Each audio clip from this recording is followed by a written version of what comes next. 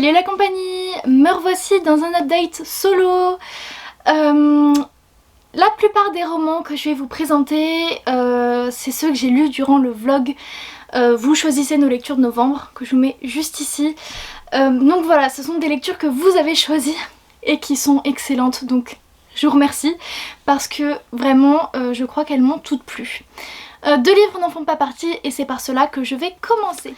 J'ai lu le 7e tome de Charlotte Davidson, donc 7 tombes et pas de corps de Darry Dan Jones aux éditions Milady.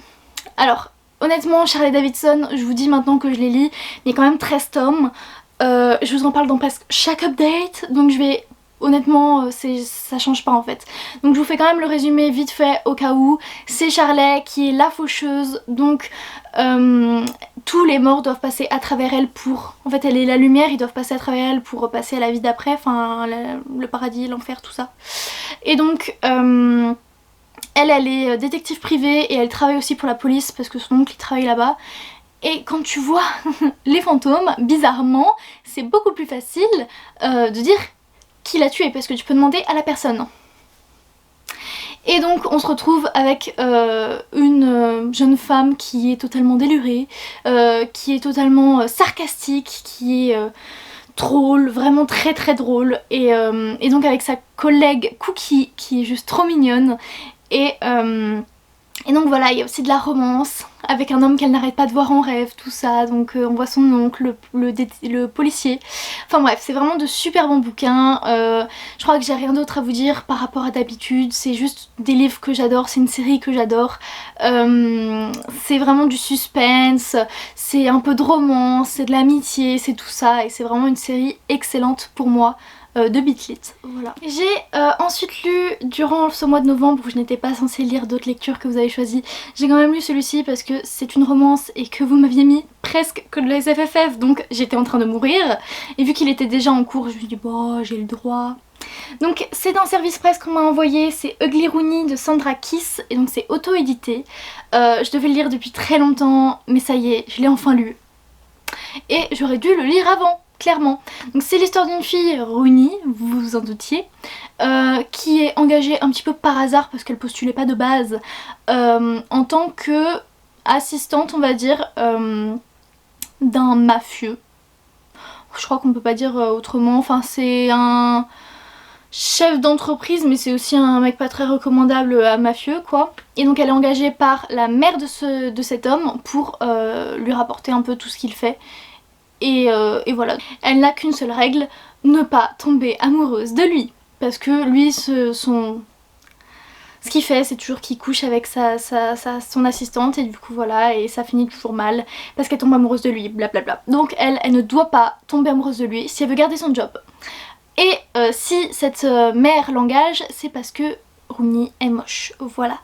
Elle est moche et du coup elle se dit ah ouais, mon fils tombera jamais amoureux d'elle. C'est génial. Mais ce roman du coup il est plein de moralité et c'est vachement bien. Donc je vous donne mon avis en entier. Au début j'étais assez sceptique, j'ai eu un petit peu mal à rentrer dedans, c'est pour ça que je l'ai mis en pause pendant très longtemps parce que j'étais pas prête à le lire je pense. Et du coup j'étais un peu sceptique, je me disais ouais c'est un peu type Wattpad, c'est pas incroyable, voilà. Ça me faisait beaucoup penser à Ugly Betty, la série qui... dans les années 2000 elle passait, elle est sur Disney+, je crois maintenant, et donc Disney+ ou Prime, et donc voilà ça m'a beaucoup fait penser à cette fille parce que voilà elle est moche elle aussi et du coup elle peut pas avoir le mec qu'elle veut, en plus son boss aussi, enfin ouais voilà. Donc ça m'a beaucoup fait penser à ça, c'est une série vraiment drôle et du coup je les ai rapprochés dans ma tête et j'ai beaucoup aimé. Donc au final je me suis vraiment prise au jeu et j'ai vraiment été absorbée par le roman. Au final ça devient un Enemies to Lovers parce que le mec il est imbuvable et du coup c'est un peu son ennemi, genre lui en fait il la colle tous les week-ends pour la faire démissionner parce qu'il veut pas que... enfin voilà. Sauf qu'au final du coup il se retrouve dans les repas de famille etc. Repas de famille où Rooney se fait, mais tout le monde, enfin personne ne l'aime, elle n'arrête pas de se faire un peu bolosser on va dire, elle se fait cracher dessus etc. Verbalement. Et donc il se retrouve là-dedans et au final il va se retrouver à la défendre et à faire semblant d'être son petit ami.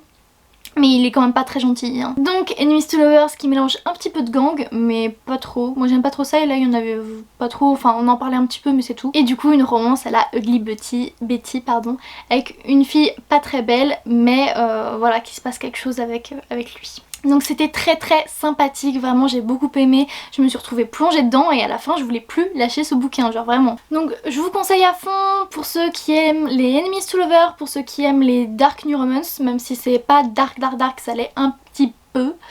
Parce que vraiment je l'ai trouvé très sympathique et j'avais quelques préjugés dessus et au final pas du tout, il m'a vraiment beaucoup plu et donc voilà je vous le recommande chaudement parce que voilà j'ai été très agréablement surprise, vraiment c'est un roman que je relirai je pense. Ça y est, on passe au livre que j'ai lu durant le vlog. J'ai commencé avec L'Antidote Mortel de Cassandre Lambert sous vos conseils, donc de Didier Jeunesse. C'est l'histoire de 3 personnages, Whisper, Eden et Jadis, qui se retrouvent tous les 3 en chemin pour aller vers le palais du roi, enfin son château.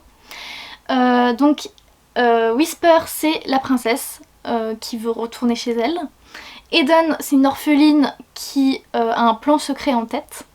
Et Jadis c'est un jeune et modeste paysan qui veut apporter l'antidote à la reine que sa mère lui a donné.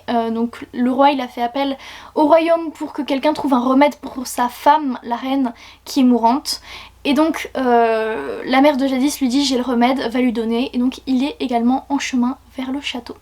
Donc on se retrouve avec 3 points de vue qui doivent tous les 3 aller au même endroit et donc ils font la route ensemble. Et voilà, donc c'est du young adulte, ouais c'est ça, du young adulte honnêtement. Et c'est de la fantasy. Mais c'est pas très fantasy, honnêtement ça va très bien. Honnêtement, je pensais pas que ce roman me plairait autant lui non plus. J'ai vraiment été à fond dedans, au final j'ai mis un petit peu de temps au début, mais après j'ai été plongée dans les événements. D'ailleurs je l'ai lu en lecture commune avec une copine de classe. Ce fut donc une super lecture qui change un petit peu de mes habitudes parce que en fait j'avais peur parce que Piketty avait dit qu'il n'y aurait pas de romance dedans. Et donc moi, un romance en romance, ça fait... c'est dur à dire, hein, romance en romance, c'est un peu dur pour moi. Et finalement, il y avait quand même une pointe de romance qu'on pouvait déduire un petit peu, même s'il n'y a rien de concret. Mais dans les sous-entendus, moi j'ai vu quelque chose et je pense que ça va être développé dans les tomes suivants. Je sais qu'il y a le 2e tome qui est sorti, je crois qu'il y aura un 3e, mais je suis pas sûre. Et d'ailleurs le 2e tome je l'ai demandé à Noël.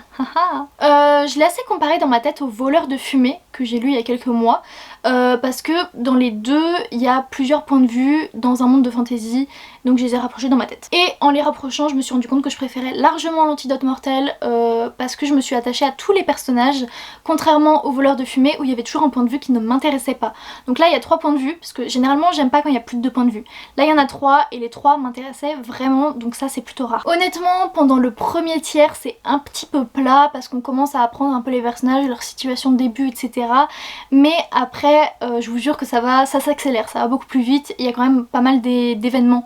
Vers milieu fin, ils ont toujours des embûches et ci et ça sur le chemin. Ça m'a fait un petit peu penser aussi à l'Épouvanteur parce qu'il y a une quête, des jeunes qui doivent faire un chemin et si des embûches, toujours quelque chose, etc. Et donc ça m'a fait un petit peu penser à l'Épouvanteur. Donc au final, une fois que je me suis plongée dedans, je l'ai vraiment dévoré, je crois que j'ai lu 200 ou 300 pages d'un coup. Il y a un petit bémol, c'est la fin que j'ai trouvé un petit peu genre fourre-tout et décevante. Donc à voir comment commence le 2e tome, mais c'est vrai que la fin m'a un petit peu déçue, pardon. Mais sinon vraiment une agréable surprise, j'ai beaucoup aimé et je vous recommande ce bouquin vraiment, c'est différent de ce que je lis habituellement mais ça m'a fait du bien. J'ai ensuite lu Sorcery of Thorns de Margaret Rogerson et chez Big Bang. Donc ce tome-ci, il y a une nouvelle édition qui est sortie il y a un mois peut-être, une édition grimoire, hardback, trop belle et je l'ai commandée à Noël, donc trop hâte de la recevoir vraiment. Donc l'histoire c'est un one shot déjà, je précise, parce que c'est plutôt quelque chose qui ressemble à une série et au final c'est un one shot, ce qui m'a un petit peu déçue parce que j'aurais bien aimé avoir une suite. C'est l'histoire d'Elisabeth qui a grandi dans les grandes bibliothèques d'Ostermer. Donc elle veut être un peu protectrice des grandes bibliothèques je crois. C'est un monde où les livres bah en fait ils ont une personnalité, ils parlent aussi je crois. Et donc elle prend soin de la grande bibliothèque etc. jusqu'au jour où elle se réveille durant la nuit et elle trouve son, je sais pas, sa directrice qui est morte, qui a été tuée par un grimoire. En fait, quand il y a certains niveaux de dangerosité et il y a un grimoire de grande dangerosité qui s'est transformé en monstre et qui a tué la directrice. Du coup elle part à sa recherche, elle le tue et au final vu que du coup elle a condamné un grimoire qui est mort, et ben en fait on l'accuse et du coup elle se fait emmener pour se faire juger. Sur la route, enfin pas sur la route parce que en fait ceux qui l'emmènent là-bas c'est un sorcier qui s'appelle Thorn et du coup lui et son valet l'emmènent quelque part pour se faire juger. Enfin voilà, donc c'est une histoire avec, du coup c'est de la fantasy, avec des livres, du coup tout de suite quand on est lectrice on se sent à sa place, avec un sorcier tout à fait charmant, honnêtement il m'a bien séduite ce garçon, son valet que j'ai genre trop aimé, et voilà. Donc c'est un roman de 560 pages, c'est quand même un monde assez riche pour 500 pages quand même. J'ai adoré ce roman. Je pense pas que ce soit un coup de cœur. Non, je pense que je lui mets 19,5, 20, mais c'est pas un coup de cœur. Mais par contre j'ai adoré que ce soit les personnages, que ce soit l'intrigue, ça va assez vite, il y a des mystères, il y a des méchants du coup, parce que bon voilà, à cause du meurtre du début, etc. Enfin il y a plein de choses dans ce roman. Donc un peu de romance, de l'amitié, des découvertes d'un monde, des méchants, une quête, tout ça, et donc c'était vraiment genre trop bien. J'ai trop aimé et j'avoue que j'aurais bien aimé quand même qu'il y ait une suite. Parce que oui ça se finit, il y a même un épilogue il me semble, mais c'est vrai que j'ai eu un petit manque des personnages que j'aurais bien aimé retrouver. Je crois que mon coup de cœur quand même de ce bouquin c'est les personnages du valet. Autant la romance quand même elle m'a trop plu, mais autant le valet, j'ai genre eu encore plus un crush dessus je crois, je l'ai trop aimé. Et j'aime trop son personnage qui est un petit peu complexe etc. Vous le découvrirez si vous le lisez ou si vous l'avez lu. Et ça vraiment j'ai beaucoup aimé. Donc un livre que je relirai avec beaucoup de plaisir, qui change quand même de ce que je lis habituellement et voilà, j'ai totalement adoré. Vous m'avez ensuite fait lire Keleana, le premier tome, L'assassineuse de Sarah Gemas aux éditions La Martinière Jeunesse. J'ai l'ancienne édition qui est genre hyper moche je trouve. Il y en a qui préfèrent celle-là mais moi j'aime pas du tout. Du coup j'ai commandé la suite à Noël avec la nouvelle édition qui est beaucoup plus belle je trouve. Donc pour la petite anecdote, ce roman je l'avais déjà commencé 2 ou 3 fois. J'avais essayé de le lire avec la lecture commune de Kimi Collection. J'avais même mis des petits post-it etc mais j'avais pas réussi à passer parce qu'en fait c'était jamais le moment. Quand j'essayais de le lire je me sentais jamais dedans, c'était pas le bon moment tout simplement et du coup j'avais laissé tomber et là du coup je l'ai lu pour vous et j'ai tout simplement adoré. C'est l'histoire de Keleana qui est une assassineuse. Elle se fait retirer de sa prison pardon, la plus grande prison du pays et donc elle s'y fait retirer pour devenir l'assassineuse du roi. Elle doit participer à une compétition contre différents hommes et du coup en fait elle doit gagner le tournoi pour devenir l'assassineuse du roi et dans ce cas là elle doit être 4 ans à son service et elle sera libre après ces 4 ans. Donc tout ce qu'elle veut elle c'est sa liberté et pas retourner en prison. Du coup c'est le prince qui... En fait ils ont chacun genre une sorte de sponsor et elle son sponsor c'est le prince et donc voilà. On est quand même dans un triangle amoureux entre le prince, entre le garde du prince, enfin le garde principal on va dire, je sais pas trop comment il s'appelle, enfin je sais pas trop quel est son grade, enfin j'ai oublié, et entre Keleana. Ça je l'ai senti dès le début, hein, c'est pour ça que je vous le dis. J'ai adoré, j'ai tout simplement adoré, je l'ai dévoré ce bouquin quand même il me semble. Après j'avais pas énormément de temps mais j'ai quand même dévoré, je le ressens comme ça. J'ai trop aimé les deux romances, j'étais un peu pour les deux garçons, j'étais en mode ouais des deux côtés, donc je suis un petit peu perdue. Le prince il m'a quand même fait pas mal penser à Maxon dans la sélection, je sais pas trop pourquoi mais il m'a vraiment fait penser à lui quand même. Keleana j'ai juste trop aimé, j'ai trop aimé aussi les entraînements, je pense que ça a énormément plu à Clem parce qu'elle adore les entraînements dans les romans ou dans les films. J'ai adoré, j'ai tout aimé en vrai, il y a du mystère et un petit peu de sorte de magie. Tout ça, le côté mystérieux, tout ça, j'étais à fond dedans. Enfin, vraiment, j'étais à fond dedans sur tous les éléments, que ce soit les personnages, la romance, l'amitié, le concours, enfin tout, j'ai été à fond dedans.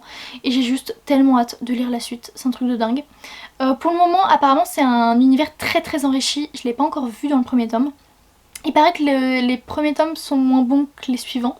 Ça commence à être vraiment intéressant, je crois, vers les tomes 4. Parce que ça va jusqu'au 4 partie 2 en français, mais il y en a encore d'autres en anglais. Je sais pas combien il y en a d'ailleurs. Et donc voilà, il paraît que les premiers sont moins bons. En tout cas, moi j'ai genre trop aimé. Honnêtement, pareil, je pense que je vais mettre 19-20. J'ai trop aimé, vraiment. Et j'ai trop hâte de lire la suite, là, dès que je les aurai eus à Noël. Voilà. Et pour finir cet update, j'ai lu Ivy Wild, donc là c'est l'intégrale de Helen Harper aux éditions Bookmark. Et donc j'ai lu les tomes 2, 3 et 3,5. J'avais déjà lu le premier tome. On suit Ivy qui est une sorcière, mais une sorcière qui ne veut pas faire partie de l'ordre... je sais plus comment il s'appelle cet ordre. Juste l'ordre, je crois, je sais plus. Sauf qu'elle se retrouve piégée par un pacte magique. En fait, l'ordre, ils se sont trompés de personnes. Ils voulaient lier magiquement une des personnes qui travaillent dans l'ordre et la voisine d'Ivy. Sauf qu'en fait, il lie Ivy et le mec. Parce qu'Ivy elle était chez sa voisine pour garder son chat ou un truc comme ça. Et du coup c'est elle qui se retrouve dans son pacte magique et pendant je crois 1 an, quelque chose comme ça, elle est comme menottée en fait magiquement à cet homme qu'elle doit aider parce que du coup elle a pas le choix. Elle doit l'aider dans ses enquêtes parce que lui il travaille du coup. Ah, je crois qu'il est à la recherche des objets perdus ou un truc comme ça. Enfin bref, il y a toute une enquête parce qu'il y a un objet magique super important qui a disparu et du coup ils partent à sa recherche. C'est un roman plein d'enquêtes. Je crois que vous avez remarqué que j'adore les enquêtes quand même. Donc un roman plein d'enquêtes qui est vraiment mais plein d'humour. Mais vraiment parce que Ivy elle est flemmarde. Ivy elle aime pas bouger. Elle est râleuse. Elle aime rien. Elle a un chat Brutus qui parle, qui fait que râler lui aussi. Enfin c'est vraiment tellement drôle, tellement amusant, tellement léger. C'est un monde de magie parce que Ivy elle est super forte mais vraiment elle aime pas l'ordre. C'est pour ça qu'elle est pas dedans parce que normalement les gens forts ils sont là-bas. Elle est trop puissante avec ses runes et tout. Enfin vraiment j'étais trop ouais. Vraiment ces romans j'aime trop. Et je pense que je vais lire les autres romans d'Helen Harper. J'ai vu qu'elle en avait sorti d'autres. Et j'ai juste envie de me ruer dessus parce qu'en fait la plume j'ai trop kiffé. L'univers aussi j'ai bien kiffé. Mais j'ai juste trop aimé Ivy. Ivy elle était incroyable, elle était tellement drôle, etc. Il y a une romance aussi évidemment, la romance aussi elle est géniale. Et juste j'ai tout aimé. Et je crois que c'est du young adult. Mais j'ai un doute. Je crois que ça s'appelle Urban Fantasy cette catégorie. Et du coup voilà, j'ai vraiment genre trop adoré et je vous conseille à fond Ivy Wild. Et si vous l'achetez, s'il vous plaît, achetez-le sur Bookmark au lieu d'Amazon. Parce que ça se trouve que sur un des deux je crois, je sais pas si c'est commandable en librairie. Mais en fait Bookmark ça se commande directement sur le site de la maison d'édition. Parce qu'ils impriment à la demande. Et donc oui ça met un petit peu de temps à arriver. Mais c'est une petite maison d'édition et il faut les soutenir quand même. Enfin petite ils grandissent un peu mais il faut les soutenir vous voyez. Et ce qui est vachement bien c'est que quand t'achètes un livre chez eux ils t'envoient l'e-book aussi. Donc moi j'ai pu le lire à la fois en cours avec l'e-book et à la fois avec le gros pavé qui coûte... Enfin il fait son poids quand même. Donc voilà, ce n'était que d'excellentes lectures grâce à vous. Parce que c'est vous qui m'avez fait lire ces livres de ma palle en premier. Donc je vous remercie, j'ai vraiment tout adoré, même si c'est assez éloigné de ce que je lis habituellement. Ils me faisaient tous très envie.